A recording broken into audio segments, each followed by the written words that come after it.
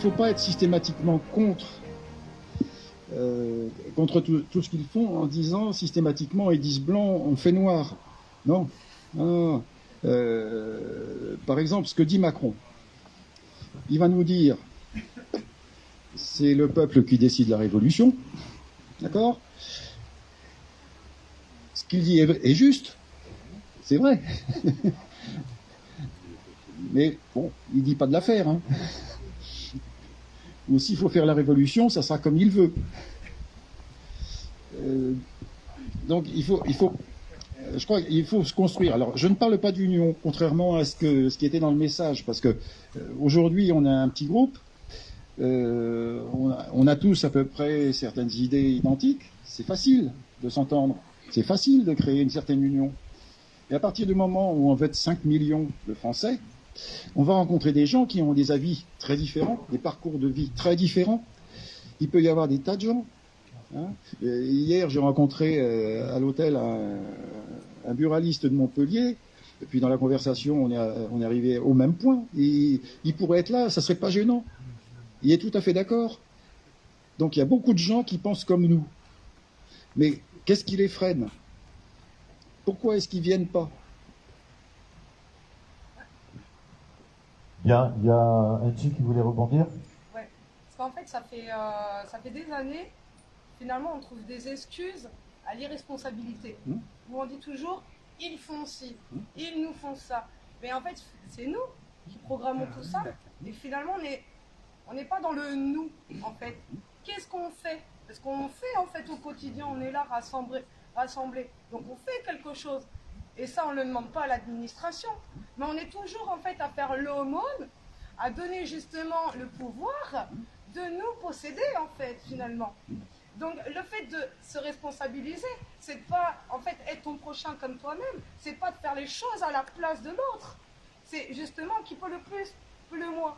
Donc, ramener les autres à leur part de responsabilité en leur disant eh, vous n'êtes pas des merdes. Chacun contribue justement à la société, dans ce qu'il est, dans ce qu'il sait faire, et qu'il n'y a personne qui devrait représenter qui que ce soit, parce que chacun est représentatif de ce qu'il est. Et en fait, c'est ça qu'il faut emmener à nos enfants, c'est de se dire que chacun y contribue, chacun a sa part donnée, en fait, finalement.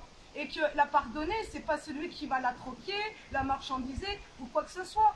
On veut essayer de trouver quelque chose, alors finalement, tout est là, en fait. On est là tous réunis, on est en train de communiquer, et on cherche encore à savoir qu'est-ce qu'on va faire demain. Mais qu'est-ce qu'on fait maintenant? C'est se rassembler et se dire, on existe. Voilà. Et c'est arrêter de vouloir demander à Pierre, Paul, Jacques, l'administration, de l'aumône, finalement. Qui c'est qui fait passer l'argent? C'est la main de l'homme qui contribue à tout ça. C'est la main de l'homme qui contribue à l'asservissement. Et c'est toujours le narrateur à dire « ils nous font ci, ils nous ont... » On raconte toujours des histoires et finalement ça n'avance à rien. Les gens, ils attendent quoi? Du concret. Mais on leur ramène pas du concret. Il y a toujours des gens qui veulent représenter des gens. Voilà. Mais personnellement, qui c'est qui est apte à représenter qui que ce soit? Pourquoi on est toujours dans le mur? Parce que c'est chacun qui devrait être responsable de soi-même. Parce que les gens, ils attendent un sauveur, c'est ça le problème. Il n'y a pas de sauveur. Comme il dit Paul, il n'y a pas de sauveur, il n'y a pas de sauvé. Il y a juste à prendre sa part de responsabilité. Et on veut prendre le micro en disant « Ouais, bon, alors on va faire un modèle sociétal, il va être comme ci, comme ça. » La société, qui c'est qui la compose? Les fourmis. Qui c'est qui fait les fourmis? Qui fait qu'il y a un système pyramidal? C'est les fourmis. Si les gens ils arrivent à se regarder dans le miroir et à se dire « Ok, moi je sais faire ci, moi je sais faire ça. » Alors, et on y va ensemble. Il n'y a pas de question à se poser finalement, puisqu'on n'est pas des copies conformes. Et un modèle. Merci Angie. Je vais juste répondre. Il y a une perspective, un idéal, c'est-à-dire qu'effectivement, dans l'idéal, on est tous décideurs, d'accord? Et puis quand on veut vivre dans une société où on est 65 millions, ne serait-ce même où ce soir, là, on est 50, si on veut prendre une décision, qu'est-ce qu'on va faire? Eh ben, on va discuter entre nous, on va dire, bon ben voilà, on va essayer de trouver un consensus en disant, ben voilà, qu'est-ce qu'on décide, hein? Et une fois que c'est décidé, ben, on le fait. Mais on est obligé d'avoir des représentants, parce que dans une société de 65 millions de Français, on ne peut pas être 65 millions à discuter ensemble. C'est pas possible. Micro. Eh oui, c'est matériellement impossible. C'est possible déjà à 50 si tout le monde voulait prendre la parole. Ensemble, on va en parler justement parce que c'est le but même de ces assises. Donc du coup, en étant dans une réflexion justement. Mais il faut que les représentants soient révocables à tout moment. Ça, c'est important. Très bien. Didier, vite fait.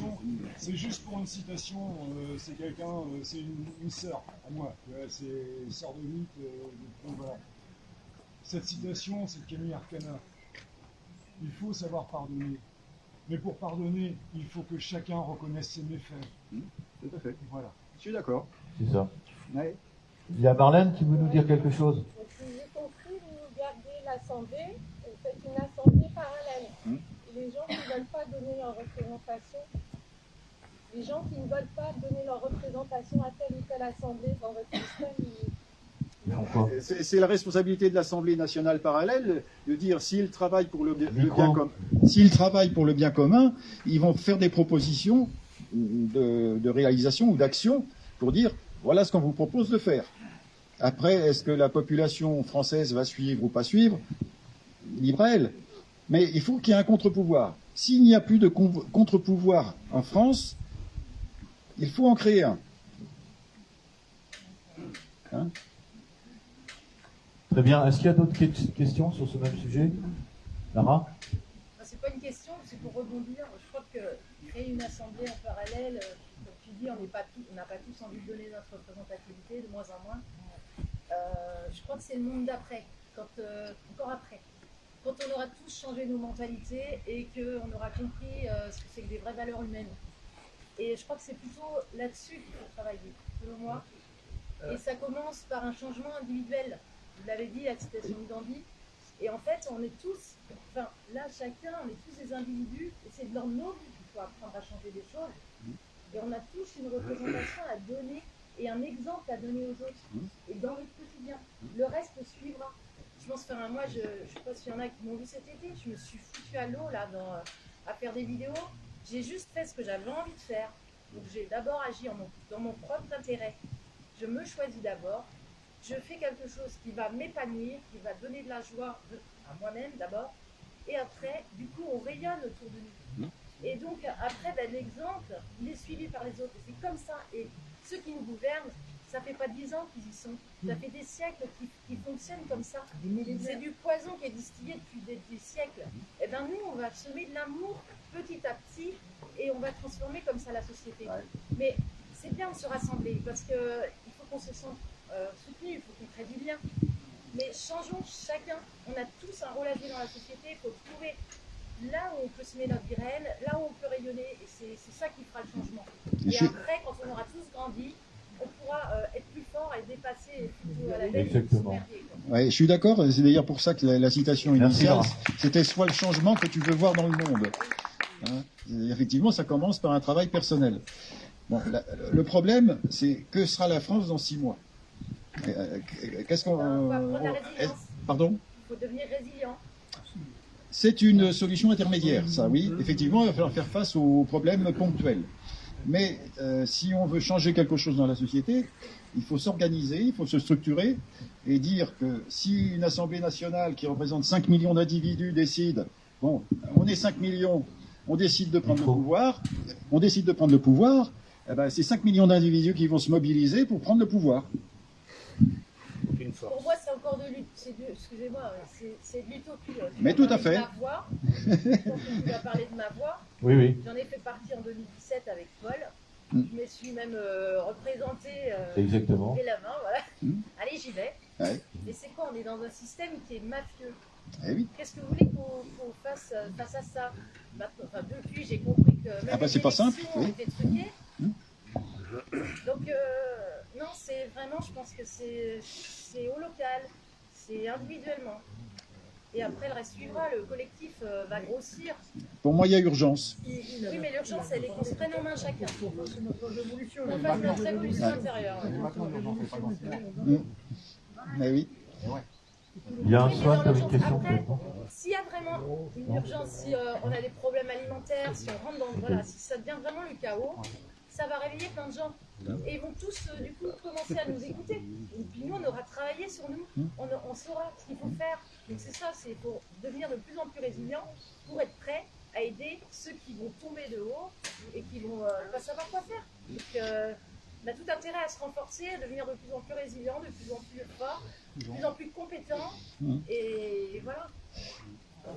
Mais pour moi, ce ne sont que des étapes. C'est-à-dire, c'est pour faire face à une situation ponctuelle qui va arriver, effectivement, que ce soit vis-à-vis des médicaments ou de la nourriture. Effectivement, il va falloir trouver des solutions immédiates. Ça, tout à fait d'accord. Donc, si certains sont compétents en herboristerie et pour dire il y a telle plante qui peut faire telle chose, c'est important. S'il y en a qui partagent des jardins familiaux, qui se partagent, oui, c'est important. Mais c'est pas ça qui nous fera gagner contre eux. Ça, c'est pour répondre aux besoins vitaux. Si on veut envisager de prendre le pouvoir, il n'y a pas 36 solutions. Hein. Alors, c'est pareil, c'est discutable, on va en discuter, on va prolonger, parce qu'effectivement, il y a des solutions qui sont à la mesure, on va dire, hein, c'est-à-dire de prendre la mesure de tout ça. Effectivement, et donc du coup, on est de ceux, enfin avec d'autres, je ne suis pas le seul à penser la chose suivante. Il y a quelque chose qui dit dans les temps anciens que le roi, donc le noble par définition, ne pouvait être détrônable que par le droit. Et je pense, enfin, c'est pour ça que je suis là, en tout cas, et puis avec d'autres probablement, c'est que c'est par le droit qu'on risque aussi de pouvoir à la mesure, en la prenant, c'est-à-dire de comment on comprend le rouage même de ce qui constitue justement la Constitution, telle qu'elle est, telle qu'elle nous a été affligée d'ailleurs depuis des siècles maintenant. Et bien voilà qu'on va pouvoir y arriver. Ça va être l'objet de la discussion qu'on aura tout à l'heure avec mon ami Jean-Noël Mendy. On va développer un petit peu tout ça. Voilà, donc pour pas s'arrêter, hein, finalement une réflexion, voilà. Du coup, je voulais justement, puisque Lara en parlait un petit peu, on a bien évidemment tenté des expériences. Et effectivement, et Dieu sait que ça nous a pris du temps, de l'énergie, mais en même temps de la joie et du bonheur et de l'épanouissement. T'es OK avec ça, Lara ? Voilà, c'est ça. Et donc du coup, ce qui s'est passé, c'est qu'on a voulu aller au bout de cette idée de pouvoir aller à l'Assemblée nationale et hacker en fait l'Assemblée nationale par le système en fait de votation effectivement, mais par tirage au sort. En fait, il nous fallait trouver à l'époque, enfin j'ai fait partie de l'équipée, d'ailleurs c'est comme ça que j'ai connu Thierry qui est toujours là je pense, eh bien on faisait ces vendredis citoyens, effectivement. Moi, il faisait moins 4, moins 5 dehors. J'étais place Naples, il y avait déjà des maraudes qui étaient mises en place. Il y avait des soupes, il y avait du café, il y avait tout un tas de choses. Et dans ces vendredis citoyens, eh bien, mené l'idée avec d'autres, justement, d'expérimenter cette idée que de se représenter soi-même, d'ailleurs, pour aller par votation essayer d'acquérir cette fameuse Assemblée nationale. Alors, effectivement, j'en parle maintenant parce que c'est à chaud. Et on a fait le test, donc vous imaginez ce qu'il a fallu réunir de personnes pour faire campagne. Donc 563 candidats et autant de titulaires, et puis un budget en plus. Hein, vous imaginez ce que ça représente de faire campagne. C'est pour ça que je souhaite au prochain candidat de trouver le nombre de personnes adjointes justement à la possibilité de faire ne serait-ce que campagne. Voilà, donc ça nous a demandé. Alors c'est pour ça qu'il y a de l'espoir dans l'humanité une fois de plus. Lara, si tu me contredis, c'est qu'on a réussi, malgré tout, à force d'engouement, de joie, de célébration, on a pris le côté festif aussi, mais de rassembler suffisamment de gens pour faire campagne et arriver malgré tout au national et avoir sur cette plateforme d'échange, eh bien, le nombre de participants, le nombre de personnes partenaires qui ont soutenu le projet, qui se sont conjointes à vouloir par souscription nous y aider. Donc, si vous savez ce que coûte une campagne. Nous, ça nous a coûté à l'époque, on les a évalués à peu près à 350 000 euros. Donc ces 350 000 euros, il a fallu les trouver quelque part, hein, ils ne sont pas tombés du ciel. Donc du coup, effectivement, on a joué de plein d'assemblées, justement, de moments festifs, de partage, et on a déployé tout ça. Et après, il fallait effectivement des moyens pour monter effectivement à la Bastille, à Paris, se réunir, et puis définitivement partir à jouer. Au point que, eh bien, sur 15 participations à l'époque, eh bien, effectivement, en représentation, avec ma voix, on a réussi à quand même se placer 8e au national et 7e au niveau local. On avait ouvert avec Lara, justement, une circonscription, la 43e de Vendée, il faut se rendre compte qu'on était dans la moyenne, quoi. Donc c'est pour dire que par toutes les voies et avec réflexion, le nombre, il suffirait en fait. Mais je crois que c'est encore plus profond que ça. C'est la maîtrise de savoir qui est potentiellement éligible et par découlaison, comment il arrive à avoir la notoriété pratique suffisante, monétaire, financière, pour pouvoir y arriver. Sauf que là, aujourd'hui, on se rend compte que tout le système en lui-même, il est verrouillé, en fait, hein, puisque faire campagne maintenant, on sait pertinemment que, en gros, pour déjà arriver à avoir ce semblant de notoriété, on va dire, eh bien, rien que le parcours de combattant qu'il faut avoir pour simplement se faire écouter des médias classiques, mainstream, eh bien, Lara et moi et d'autres, on a expérimenté. Je peux vous dire que c'était pas une mince affaire, quoi. Hein. On était les ignorés, quoi. Ceci dit, bon, on avait cette clé par la couleur qui était jaune, je vous l'avais dit juste avant, et qu'en représentation, qu'est-ce qu'on a fait qui a été un petit peu, je dirais, qui va faire évoluer le débat tout à l'heure, qui était un peu, comment vous dire, une sorte de clé, une sorte d'encodage, on va dire, qui a permis par miroir de présenter aux gens, lors de notre campagne participative, de présenter un miroir, en fait. Ce qu'on a fait, c'est qu'on a, dans un glacis fait de miroir, quoi, avec un papier de réverbération, on a mis un cadre jaune avec ma voix dessus, et en dessous on avait mis celles et ceux que nous attendions. C'est le titre prophétique que je vous ai compté en début de session. Et donc du coup voilà, donc on a mis les gens face à eux-mêmes, c'est-à-dire nous sommes le miroir en fait c'est ce que disait Angie, c'est pour ça que je rejoins ce qu'elle dit sur le fond. Eh bien nous sommes les miroirs de ce que nous voulons être et ce que nous voulons que la société soit, d'accord. Et tout à l'heure en début de session, quand je disais que nous sommes celles et ceux que nous attendions, quelque part c'est d'une part prophétique puisque c'est dit par les chefs coutumiers. Mais ce qu'il en dégage, par contre, là, j'en dis deux mots parce que c'est important, pardon, c'est que, en fait, on est, et on va, à la suite de tout ça, on va en parler, c'est de dire qu'on est sur une approche déjà de compréhension politique et sociale, qui celle-ci reste sur un mode pyramidal, par hiérarchisation pyramidale, et ce, depuis des siècles. Ok ? Et que, à côté de ça, eh bien, quand on fait comme moi, voyager et visiter justement ce qu'on appelle les régions reculées, où on prenait des gens d'ailleurs pour des êtres primaires, eh bien, comme moi, c'est pour ça que j'ai écrit d'ailleurs là-dessus, je fais un peu de pub pour mon bouquin, mais j'ai découvert, en tout cas, que le mode de fonctionnement en société, alors je rappelle un petit peu un brin d'histoire de la démocratie dont parlait Jean-Michel tout à l'heure, eh bien, c'est que la démocratie moderne, dans sa forme contemporaine, pas celle platonicienne, mais nous a été ramené par Montesquieu justement sur les voyages qu'il a effectués dans les pays lointains dont je parlais tout à l'heure, chez les Indiens d'Amérique. Et à ce moment-là, on parlait de confédération, d'assemblée, on en a parlé tout à l'heure, de table ronde déjà, de constituante. Et les gens, en fait, c'était une personne, une voix, et il y avait un intermédiaire vecteur. Le vecteur, c'était ce qu'on appelle le bâton de parole, d'accord ? Et du coup, les gens pouvaient échanger, discuter, et du coup, par un principe de réflexion non pas pyramidale, hiérarchisé, là, par définition, mais par un principe circulaire, vertueux et bienveillant. Quelque chose à dire par rapport à ça. Quand on parle d'Assemblée nationale, puisque notre ami, tu peux me rappeler ton... Jean-Michel. Jean-Michel disait les mots, le sens des mots. Pour entendre le sens des mots, ce sont des termes bien précis et c'est terminé. Donc, une patate, une pomme de terre, c'est une pomme de terre et c'est pas autre chose. Assemblée nationale. Assemblée nationale. Une assemblée nationale, eux, ils l'ont constituée. Donc, s'il n'y a pas d'assemblée, il y a déjà une assemblée nationale constituée. Donc, ils ont procédé par législation dans la Constitution. Oui. Ils ont ce qui est institué. Institué par, effectivement, ceux qui ont concédé leur pouvoir à des représentants. Aujourd'hui, sortir de cela, il faut bien comprendre ce que signifie Assemblée nationale de par Constitution. C'est-à-dire que tant qu'une assemblée n'est pas constituée, pour Assemblée nationale, déjà, cela évoque nation, et la nation, c'est quelque chose qui est déjà constitué. Et à partir du moment où une nation elle est constituée, elle est Assemblée nationale, par constitution. Donc il faut se reconnaître, instituer la nation. Et tant que la nation n'est pas instituée, elle n'est pas. Il faut instituer et constituer la nation. Là aujourd'hui, la nation française, telle que définie par ceux qui définissent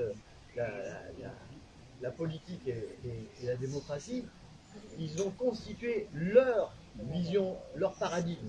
Et tout le monde adhère à un paradigme. Aujourd'hui, c'est un paradigme, une réalité artificielle, mais il n'y a pas de réalité naturelle. La Constitution, aujourd'hui, de manière naturelle, par entendement, dans le terme, n'est pas entendue et elle n'est pas viable parce qu'elle n'est pas entendue. Donc tant que ça, ce ne sera pas, effectivement, j'ai envie de dire, c'est pas une question, parce que là, c'est pas vraiment une question, c'est une réaction. Mais il va falloir que l'émancipation, justement, dans l'entendement de savoir de quoi on parle, soit vraiment entendue, parce que sinon, en face, ils pourront toujours pratiquer le malléable et dissocier les gens. Parce qu'il y a dissociation, justement, par non-entendement des termes. C'est ça, tout à fait. On va prolonger. Jean-Michel, tu avais encore des choses à dire, c'est bon? Ok. Il y a des questions pour Jean-Michel encore et son... Non, ça va? Je voudrais juste revenir, c'est-à-dire que quand on veut prévoir l'avenir, quand on veut imaginer un avenir, et c'est le but, c'est dire qu'il va y avoir des événements rapides qui vont arriver, des événements à moyen terme et des événements à long terme. On sait qu'à très court terme, pénurie de médicaments, pénurie alimentaire. Donc là, effectivement, il faut faire quelque chose de ce côté-là. Et puis, si on veut que, effectivement, pour l'avenir plus lointain, il y ait des changements, bah oui, il faut s'organiser, il faut faire quelque chose. Mais c'est pas contradictoire. Hein, mais c'est... Okay. Pénurie de médicaments, qu'est-ce que ça va provoquer? Un retour à la médecine douce naturelle. Oui. La pénurie alimentaire, ça va provoquer quoi? Un retour à la souveraineté alimentaire, au jardin, au maraîchage. Donc voilà. Alors, c'est valable en campagne. C'est valable en campagne, mais quand on est en HLM dans la région parisienne, c'est compliqué. Hein. On va réinvestir les campagnes. Les gens vont réinvestir les campagnes. Et locales. Et puis on récupère déjà les denrées dans les villes. Dans les villes, on récupère déjà les denrées, on fait déjà le partage. C'est ça, c'est le cas d'ailleurs. Dans des maraudes, on récupère déjà dans les villes les nourritures, ils ont fait des maraudes. C'est le cas. Voilà, donc ce que je vais proposer là tout de suite, c'est justement, si vous le voulez bien, c'est qu'on entame justement ce sujet-là. Je vais l'introduire comme d'habitude. Donc, pour répondre à la question, et je vais vous donner la parole justement parce que Anchi est là et vous êtes là, et c'est important que vous puissiez l'exprimer aussi également, parce que les solutions, on les a en fait. Hein. On est en train de tourner en rond, mais on les a les solutions. Et elles sont déjà manifestées, tout est en place, tout est dit, tout est déjà là, ok? Et on l'a expérimenté, d'où l'intérêt justement de ces assises sociales. Pour reprendre l'exemple de ce que vient de dire Jean-Michel par rapport à l'alimentaire, par exemple, eh bien, qui sait ce qu'est le DICRIM? Levez le doigt. Qui sait le DICRIM? 1, 2, 3, 4, vous voyez? Donc le DICRIM, c'est quoi? Au niveau de la MUNIS, c'est les directives qui sont à même d'être tenues par le maire, donc par l'officier de police. Je vous le rappelle, on en a parlé tout à l'heure. Hein, DICRIM, c'est les directions, c'est les directives qui sont qui définissent en fait ce qu'on détermine être les risques majeurs dans une commune, dans une MUNIS, d'accord? Donc il y a un cahier. Ce cahier, il est à disposition en principe du citoyen, normalement, voilà. Et ce qui se passe en fait, c'est que personne s'en occupe, personne ne le sait, et peu de gens savent qu'effectivement, quand on parle de risques majeurs, alors tout le monde parle de tremblements de terre, d'inondations, de je ne sais quoi, de tornades, etc. C'est le cas en plus, hein, bon voilà. Mais sur la clause sanitaire, on peut effectivement, comme le disait Jean-Michel tout à l'heure, avoir affaire à une rupture en logistique, et c'est déjà arrivé en plus, comment on va dire, d'alimentation, hein, des médicaments pour les pharmacies, comme ça peut être le cas aussi également pour l'alimentaire, voilà. Mais même sans parler de ce que disait Lara, c'est-à-dire que par des découlaisons, effectivement, quoi que j'imagine mal, des millions de personnes à Paris s'il y a 3 jours, parce que ce que les gens ne savent pas, c'est que la réserve alimentaire, par la logistique, on est bien placé pour savoir en monter sur la route de Montaigu, vous allez voir, hein, les plateformes, eh bien, contrairement à ce qu'on peut croire, eh bien, les plateformes de distribution, comme c'est le cas là-bas, eh bien, elles sont pas pleines d'aliments. C'est les camions qui sont en flux tendu qui circulent, d'accord? Et on a fait le calcul. Vous savez combien il y a de réserves alimentaires en France? Il y a juste 48 heures de stock. 2 jours. D'accord? Voilà. Donc, et ce que je voulais dire au travers de ça, c'est qu'effectivement, eh bien, qui a osé vouloir voir la ministre, donc son maire, dans le village, et aller dire, ben moi je veux consulter le DICRIM et voir quelles dispositions vous avez pris pour justement décider de ce que vous allez mettre en œuvre en cas de crise sanitaire majeure ou en cas de crise alimentaire majeure ou de crise logistique tout court. D'accord? Et qu'est-ce qui se passe aussi en moyen d'action? Alors c'est quelqu'un que j'aurais invité probablement dans d'autres assises qui s'appelle Alexandre Poisson qui a travaillé sur le sujet.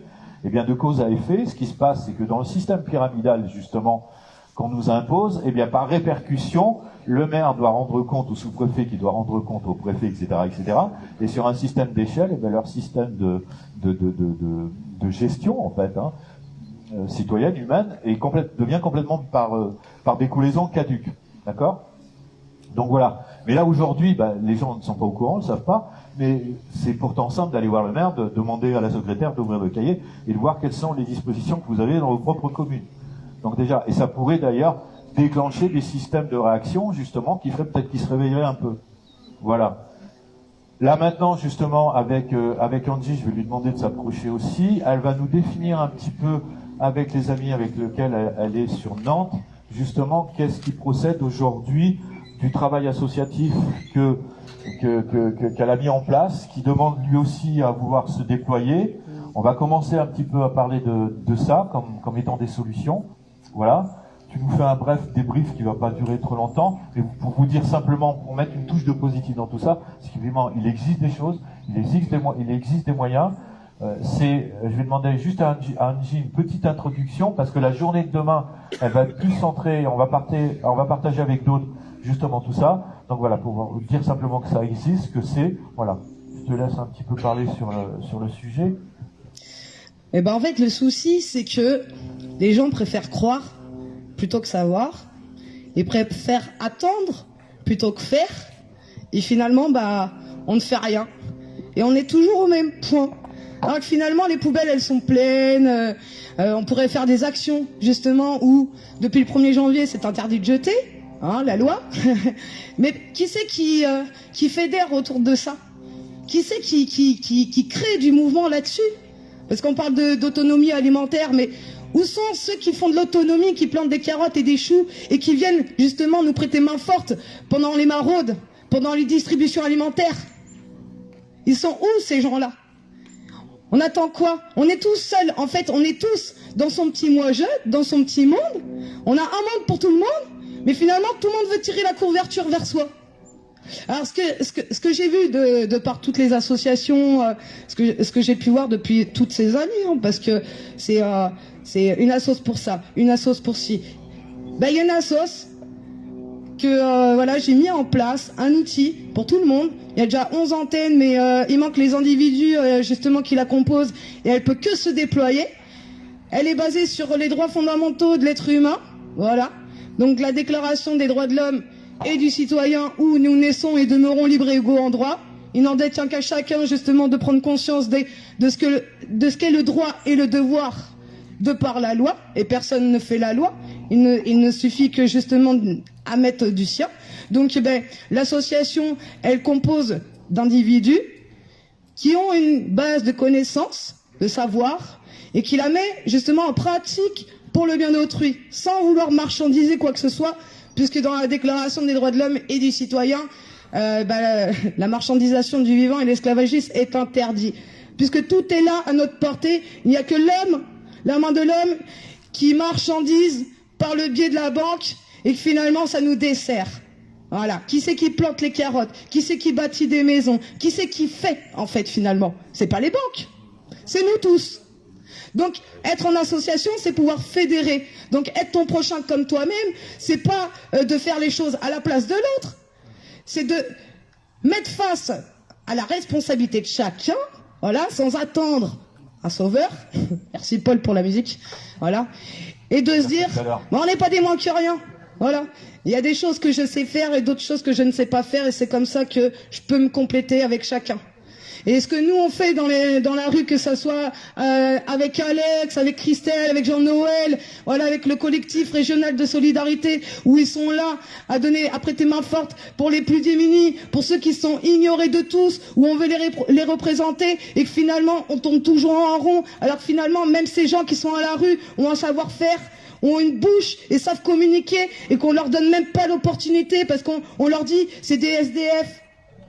Eh ben, l'association Aide ton prochain comme toi-même, elle attend juste qu'il y a des individus qui viennent, voilà, qui disent ok, nous reconnaissons les droits de tout le monde, on n'est pas le représentant de qui que ce soit, on vient prêter main forte. Les gens qui travaillent en magasin, eh ben, qui viennent en fait, que les gens en fait viennent et font des actions solidaires sur les droits fondamentaux de l'être humain, sans attendre que l'administration fasse les choses et mette les choses en lumière. Voilà. Être ton prochain comme toi-même, c'est pouvoir se fédérer localement dans son savoir-faire, ouvrir des bâtiments sans demander à l'administration, parce que les bâtiments, ben, ils sont en nombre, hein, autant que les individus qui sont à l'extérieur, hein, dans nos rues, en train de crever à même les trottoirs, avec des familles, et on sait même plus où les mettre, en fait, finalement. Parce que les gens, hein, si on vit dans une merde, c'est l'ignorance. Et l'ignorance amène au mépris. Voilà. Et c'est quand finalement on se retrouve à la rue qu'on crée à l'injustice. À l'injustice de quoi? Ça fait des années que c'est comme ça, ça fait des siècles en fait finalement. On est là comme des chiens à attendre qu'il y a un représentant qui vient nous représenter, qui nous dicte la loi. Mais qui c'est la loi? Donc être ton prochain comme toi-même, c'est chacun qui est responsable, chacun y met du sien, de par son savoir, de par la reconnaissance des uns des autres. Alors oui, on se reconnaît tous, il n'y en a pas un qui devrait être au-dessus de qui que ce soit. Voilà, il n'y a pas de vaurien, à part celui qui veut l'être. Donc se fédérer, c'est possible. Ne rien attendre en fait de l'administration, c'est possible. Mais pour ça, faut y mettre du sien. Et être ton prochain comme toi-même, c'est déclaré. Chacun peut prendre l'outil et justement fédérer localement. Voilà, vous ouvrez une structure et puis vous proposez des ateliers sans marchandiser, parce que forcément on ira toujours dans la merde, hein, et on donnera l'opportunité même aux banquiers de continuer à nous asservir. La poule, quand elle vous pond un œuf, elle ne marchandise pas, elle vous donne. Et il n'y a que l'être humain, en fait, finalement, qui est là à croire, à dire c'est normal, mais on ne peut pas vivre sans argent. Depuis quand on ne peut pas vivre sans argent? Depuis quand? La pomme, elle tombe où? D'un arbre. Et l'arbre, il ne se pose pas la question. Il est, il fait. Eh ben, soyons et faisons. Voilà. Merci Andy. Merci Andy. Donc, vous voyez, ça réveille un peu. Hein. Merci beaucoup. Il y a encore quelqu'un qui voulait intervenir aussi? Oui? Oui? Allez. Une petite intervention brève, on est un peu dans le timing serré. Après, eh bien, qui c'est qui voudrait intervenir aussi? Vas-y. Il y a Camille, effectivement, dans l'ordre. Hein. Ensuite, est-ce qu'il y avait... parce qu'après, je pense que Jean-Noël prendra la parole également. Voilà, et je vous le répète, d'ailleurs, parce que là, j'ai fait une petite introduction pour justement révéler un peu le principe de l'être. Le principe de l'être humain, par principe, hein, de représentation. Donc du coup, eh bien voilà, demain, on rentrera plus justement dans le détail de toutes les alternatives, mais je tenais à ce qu'Angie fasse l'introduction, parce que il y a matière à vouloir pouvoir et être à ce propos et faire ce film.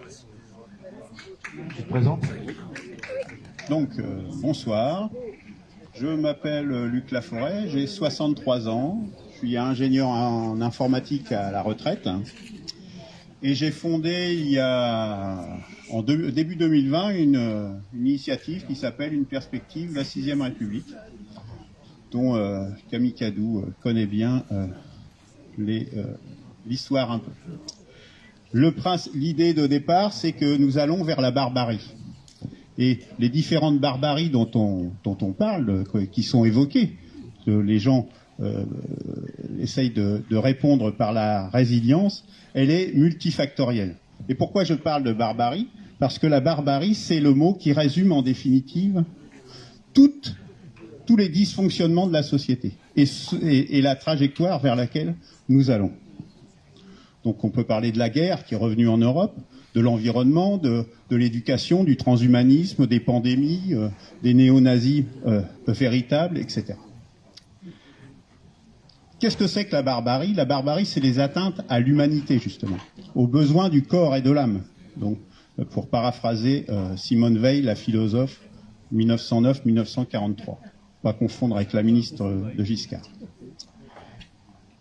Et aujourd'hui, ça se caractérise notamment, cette trajectoire vers la barbarie, par le fait que nous avons une élite qui est décadente.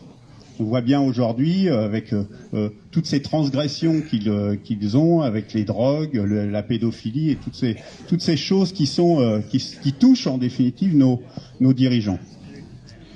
Mais qu'est-ce que c'est que le contraire de la barbarie? Le contraire de la barbarie, c'est la civilisation. C'est le fait de savoir vivre ensemble. C'est en définitive, et c'est le point de départ en définitive de ma démarche, c'est d'essayer de fonder un espoir. Parce que les constats, aujourd'hui on n'en fait pas trop, mais il y a plein d'endroits où j'ai eu l'occasion d'aller, notamment à Pétos, l'année dernière, où en fait on fait beaucoup de constats, on fait beaucoup de lamentations, mais en définitive on ne trouve pas de solution. Et le point de départ de ma démarche, c'est d'essayer de trouver des solutions, de trouver justement un modèle de société qui permette de s'en sortir. Parce que, et là, le Bertrand Scholler, qui était là à Pétos l'année dernière, pas très loin d'ici, nous l'a dit de toute façon, notre civilisation va s'écrouler. Elle est en train de s'écrouler, elle va s'écrouler. Ça, c'est quasiment une certitude. Donc, si on va dans cette trajectoire, comment fonder un espoir? Eh bien, j'ai une bonne nouvelle, c'est qu'en fait, un espoir est possible. Il y a une possibilité qui va dans le sens de l'histoire et d'avoir un autre modèle de société. Parce que c'est pas si évident que ça, à vrai dire. Et même, une deuxième bonne nouvelle, c'est que sauf barbarie ultime, celui de la guerre nucléaire, qui n'est pas si loin que ça de nous, elle n'a jamais été aussi proche de nous que durant ces dernières années et ces derniers mois, c'est que ce nouveau modèle de société, il va advenir. Quoi qu'il arrive. Même si ici on ne fait rien et qu'on continue la trajectoire actuelle, ce nouveau monde, il est en train de se mettre en place. Le monde multipolaire, il est en train de se mettre en place. De toute façon. Donc ici, ça va s'écrouler, ça va s'effondrer, ça va être détruit. Il va y avoir beaucoup de choses détruites ici. Ça sans doute peut-être nécessaire pour pouvoir rebondir, justement, qu'il y ait un certain nombre de destructions ici. Ça serait malheureux. Ça aurait été mieux si on avait pu l'anticiper. Mais je n'y crois guère. Mais comment éviter cette barbarie ultime? Déjà éviter, parce que cette barbarie ultime, celle de la guerre nucléaire, qui est si proche de nous aujourd'hui, c'est déjà se mobiliser contre la guerre. Je ne sais pas si vous le savez, mais en Europe, il y a quand même beaucoup de pays où il y a des mobilisations contre la guerre. En France, il n'y a rien. Quasiment rien. Personne ne se mobilise contre la guerre. Donc ça, moi, si j'ai un appel à passer ce soir, c'est déjà de se mobiliser contre la guerre. Parce que la guerre, elle est en Europe, et elle va nous toucher directement. Elle nous touche déjà directement.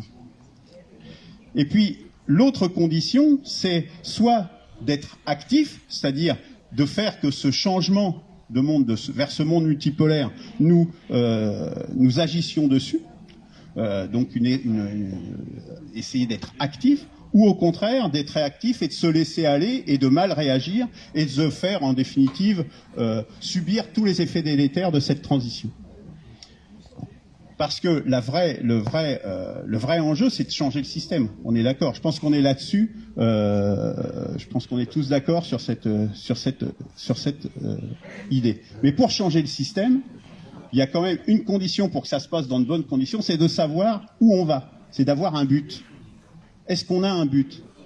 Moi, personnellement, j'ai entendu beaucoup de gens ici, peut-être que ça va vous choquer. Moi, je ne crois pas à la génération spontanée.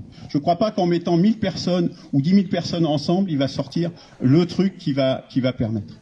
Il y a un certain nombre de gens qui ont déjà réfléchi à ces sujets depuis des années et des années. Je vais pas parler de Simone Veil tout à l'heure, mais comme il est vrai que tout le monde n'est pas capable de pondre la théorie de la relativité d'Einstein, eh bien, des éléments les plus élevés, notamment les besoins du corps et de l'âme, même s'ils sont au fond de nous tous, Seuls quelques-uns, quelques plus grands penseurs ont été capables de les modéliser. Et j'en suis totalement, personnellement incapable. Alors, la bonne nouvelle, cet espoir possible, moi, c'est ce que j'appelle la quatrième voie. La quatrième voie, c'est-à-dire un modèle de société viable, réaliste, mais qui va dans le sens de l'histoire. Mais pour qu'il soit réaliste, il faut qu'il adresse les forces sociales. Parce que si on fait un modèle de société où on se fait juste plaisir, en se disant « Ah ben moi j'aimerais bien que ça soit comme ci, qu'on fasse plein d'assemblées machin chouette, et puis etc. » Ça ne marchera pas. Ça ne peut marcher qu'à une condition, c'est si on prend en compte les forces sociales, les classes sociales. Parce qu'aujourd'hui, les mondes ont été dominés par des classes sociales. C'était hier les aristocrates à l'époque de la monarchie. Aujourd'hui, ce sont les grands capitalistes qui dirigent la société. Ce sont des classes sociales, des classes dominantes. L'idée de la quatrième voie, c'est sa chose fondamentale, je vais essayer de faire court puisque tu me l'as demandé, c'est de ne plus avoir une seule classe dominante, mais d'avoir deux classes en opposition, coopération permanente, la petite et moyenne bourgeoisie, d'une part, et peut-être les associations dont fait partie les groupes locaux et des choses comme ça, d'une part, et de l'autre côté, les salariés. Et avec ce qui représente quand même 90% de la population. Hein. Et en mettant en place une constitution qui mette ça en jeu et en mettant justement le contrôle citoyen comme le pouvoir supérieur, comme celui qui dirige tout en définitive, qui a la force coercitive, qui a les moyens d'aller casser la gueule pour parler très clairement, qui ont la force coercitive la plus forte pour pouvoir dire vous ne respectez pas vos engagements citoyens, on vous dégage. Ou on le fait par un référendum, etc. Autre élément très important pour que ce modèle soit viable, il faut qu'il soit supérieur d'un point de vue économique et social. Si vous remplacez un modèle par un modèle qui est moins efficace socialement et économiquement, il sera balayé. C'est ce qui s'est passé avec les expériences communistes. Les expériences communistes, ils étaient moins efficaces que les expériences que le capitalisme. Ça se traduit très simplement. En Allemagne de l'Est, les gens, ils avaient des Trabants. Pourquoi est-ce qu'ils ont renversé le mur? Parce que de l'autre côté, ils avaient des BM. Les mêmes personnes. Ça se traduit tout simplement comme ça. Eh bien, si vous ne mettez pas en place un modèle de société qui est supérieur économiquement et socialement, les deux couplés, il n'a aucune chance. Il sera balayé par soit de l'intérieur, soit par l'étranger. Parce que les capitalistes étrangers, c'est ce qu'ils font en Ukraine, ils agissent aussi. Hein, ils vont pas rester les bras croisés s'ils voient qu'il y a quelque chose qui se met en place quelque part. Donc ce modèle supérieur, ben moi je dis, oui, ce modèle de coopération, opposition entre le salariat d'un côté et la petite et moyenne bourgeoisie et les initiatives locales, oui, ça va être supérieur. Parce que vous avez à la fois un réseau de petites et moyennes entreprises, donc vous donnez la capacité aux gens d'avoir de l'initiative, mais vous empêchez que ça devienne des grands monopoles, des grands capitalistes énormes, donc vous limitez l'accumulation du capital. Voilà une des raisons tout à fait importantes qui permettent d'éviter les multinationales, les grands groupes comme les Carrefour, etc., etc. Autre élément très important, mettre les besoins du corps et de l'âme au cœur de la Constitution, tout en haut dans le préambule, pas comme c'est aujourd'hui de façon très évasive dans la Déclaration des droits de l'homme et du citoyen, mais en s'appuyant justement sur des gens comme Simone Veil, comme Michel Clouscar, donc des philosophes, des gens qui ont réfléchi, qui ont passé leur vie à réfléchir à ça, de mettre ça dans le préambule de la Constitution, de virer cette Déclaration des droits de l'homme et tout ça, qui n'est qu'un instrument pour nous tromper, de déclarer réellement quels sont en détail les besoins du corps et de l'âme humaine.